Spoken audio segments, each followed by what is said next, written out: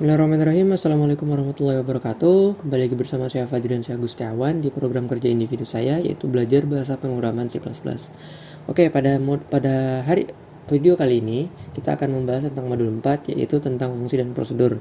Ya, langsung saja di materi. Yang pertama, dasar teorinya. Fungsi ialah sebuah potongan kode yang terpisah dari fungsi utama dari satu program. Jadi kalau biasanya kita ngoding semua potongan kode kita di fungsi inMain. Nah, pada kali ini kita akan membuat fungsi yang terpisah dari inMain itu. Nah, di mana fungsi ini itu diberikan variabel beserta parameternya, kemudian tipe datanya juga. Jadi fungsi ini juga memiliki tipe data dan dia memiliki parameter sebagai pemberian variabel untuk fungsi itu. Kemudian ada yang disebut dengan prosedur. Nah, prosedur ini sama seperti fungsi, akan tetapi si prosedur ini dia itu nggak memberikan nilai pada si pemanggil fungsi. Nah, sementara si fungsi itu dia memberikan nilai pada pemanggilnya. Jadi misalkan kita memanggil fungsi A, si A ini mengembalikan nilai B. Beda dengan prosedur. Kalau prosedur dia dipanggil oleh user misalkan, tapi dia tidak mengembalikan nilai apapun, tapi dia cuman menjalankan potongan kode tersebut tanpa mengembalikan sebuah nilai. Oke, untuk deklarasi fungsi dan prosedur. Untuk deklarasinya bisa teman-teman lihat bahwa kita membutuhkan yang namanya tipe data nilai baliknya, nama fungsinya serta jumlah dan tipe argumennya. Kayak pada potongan kode ini, di line ketiga kita mendeklarasikan fungsi itu dengan tipe data integer, namanya tambah, kemudian parameternya ada dua, yaitu dua-duanya integer. Nah, di sini salah satu cara untuk pendeklarasian fungsi yaitu dengan menggunakan prototype. Jadi prototype itu kita deklarasi dulu, baru kita definisikan di akhir atau di bawah fungsi utama. Jadi di sini lebih rinci atau detail dari prototype si tambah ini. Jadi kita punya in tambah, yang mana dia punya dua parameter, yaitu in A dan in B, yang dimana di sini potongan blok kodenya. Nah, di sini di potongan fungsi tambah itu kita siapkan lagi di dalam potongan kodenya yaitu variabel C, yang dimana kita akan mengembalikan nilai C ini kepada pemanggil fungsi nanti. Jadi si C ini akan bernilai yaitu A tambah B sesuai dengan parameternya, yaitu parameter pertama ditambah dengan parameter kedua, yang mana hasil dari pertambahan ini itu kita kembalikan si pemanggilnya. Nah, ini contoh untuk potongan kodenya, langsung kita bahas satu persatu. Oke, sudah dijelaskan sebelumnya bahwa kita mendeklarasikan fungsi menggunakan prototype fungsi. Kemudian di fungsi utamanya kita siapkan dua variabel X dan Y. Kemudian di mana dia mengeluarkan dulu atau melihatkan bahwa angka pertama itu kita inputkan X, kemudian angka keduanya kita inputkan Y. Kemudian hasil dari penjumlahan X dan Y itu kita gunakan fungsi tambah. Dengan variabel pertamanya itu X atau parameter pertamanya, kemudian parameter keduanya itu Y. Yang dimana kalau kita pikir secara logika, si X dan Y ini akan ditambahkan, kemudian dikembalikan dan di-outputkan.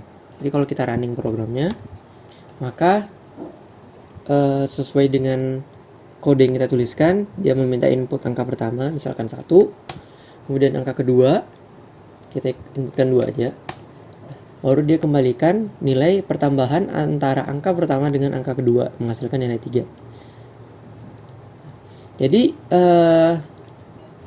intinya si fungsi ini itu memisah atau menspesifikkan beberapa potongan kode ke dalam fungsi yang berbeda.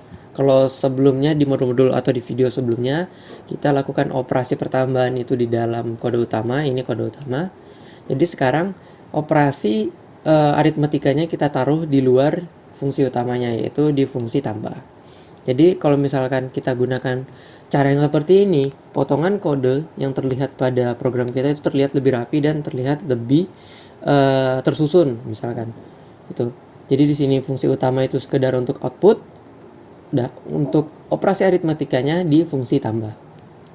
Nah, ini contoh dari fungsi. Oke, selain fungsi, ada yang disebut dengan prosedur. Nah, prosedur ini agak berbeda dengan fungsi yang dimana si prosedur itu nggak mengembalikan nilai kepada si pemanggilnya. Kalau si fungsi sebelumnya dia itu mengembalikan nilai kan, tadi aritmatika yang tadi A ditambah B, kemudian dia mengembalikan nilai C. Nah sementara aturan umum dari prosedur dia tidak mengembalikan nilai apapun, tapi dia menjalankan potongan kode yang disediakan oleh prosedur tersebut.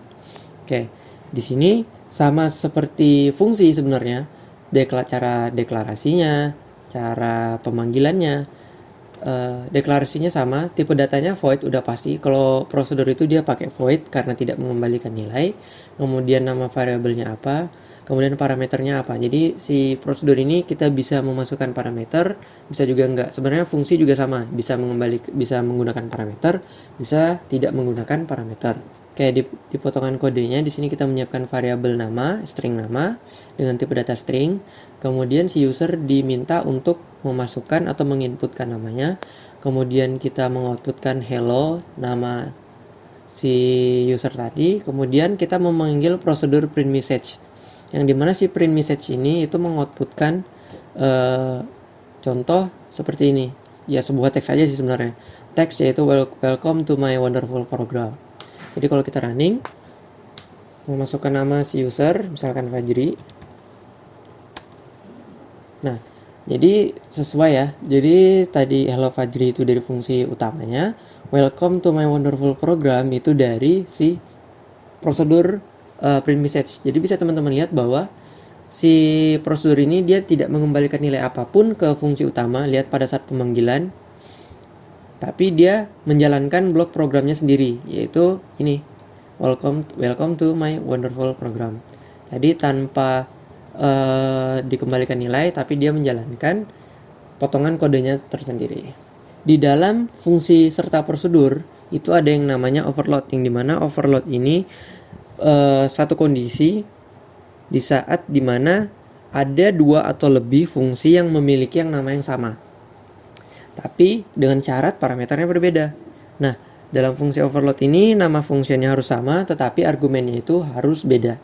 Jadi di sini teman-teman bisa lihat pada line ketiga dan 5 kita memiliki prosedur namanya sama, tetapi parameternya berbeda. Prosedurnya tuh dengan nama display sama, display yang kedua juga sama namanya, yang ketiga juga sama display.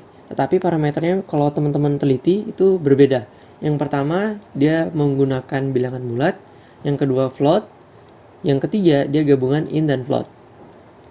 Jadi isinya ya sesuai prosedur, dia cuma mengoutputkan aja di sini count integer number, kemudian di sini float number, integer dan floatnya. Jadi cuma mengoutputkan sesuai dengan parameter yang disediakan.